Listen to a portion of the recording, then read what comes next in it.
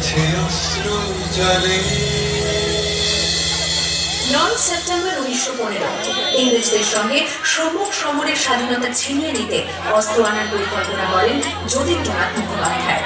বালেশ্বরী সঙ্গীদের নিয়ে জাহাজ থেকে সেই অস্ত্র নামাতে গেলে ইংরেজ বাহিনী তাদের ঘিরে ফেলে। বুড়িবাড়লের তীরে লড়াই ঘাটে বিরাট ইংরেজ বাহিনী বনাম বাঘা যতীন ও তার 4 সতীর্থদের।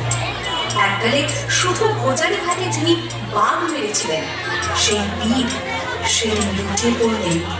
আমি হাসি হাসি পড়ব ফাঁসি, দেখবে ভারতবাসী। ও মা হাসি হাসি পড়ব ফাঁসি, দেখবে ভারতবাসী।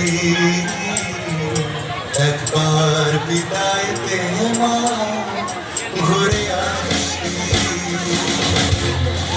18 এপ্রিল 1918 মাস্টারদা সূর্য সেন ও তাঁর 65 জন শিষ্য মিলে পরিকল্পনা করে চট্টগ্রামে ব্রিটিশ পুলিশের অস্ত্রাগার লুট করেন এবং তারপরে লুকিয়ে আশ্রয় নেন জালালাবাদ পাহাড়ে। এর 4 দিন পর ব্রিটিশ বাহিনী খুঁজে বার করে মাস্টারদা ও তাঁর সঙ্গীদের। সেদিনের অস্তমিত সূর্য ছিল সূর্য সেনের রক্তে রাঙা।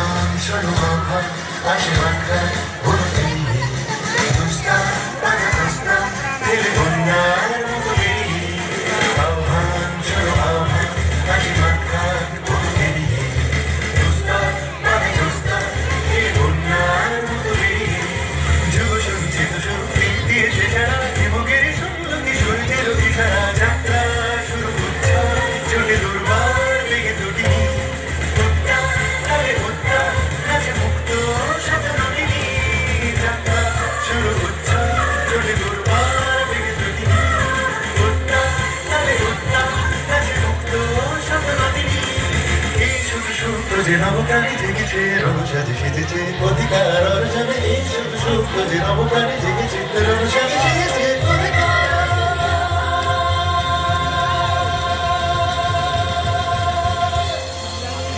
8 ডিসেম্বর 1930 বিনয় বসু, বাদল গুপ্ত, দীনেশ গুপ্ত সাহেবী পোশাকে ট্যাক্সি থেকে এসে নামলেন রাইটার্স বিল্ডিং এর সামনে।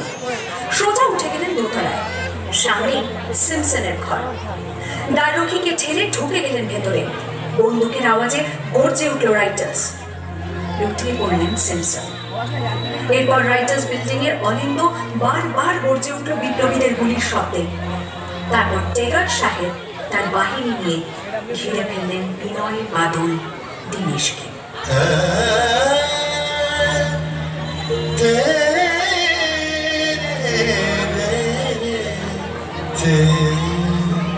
দুর্গমুখীর কান্তার মরুদুস্তর বারবার লঙ্ঘিতে হবে রাত্রি নিষেধে যাত্রীরা বসে।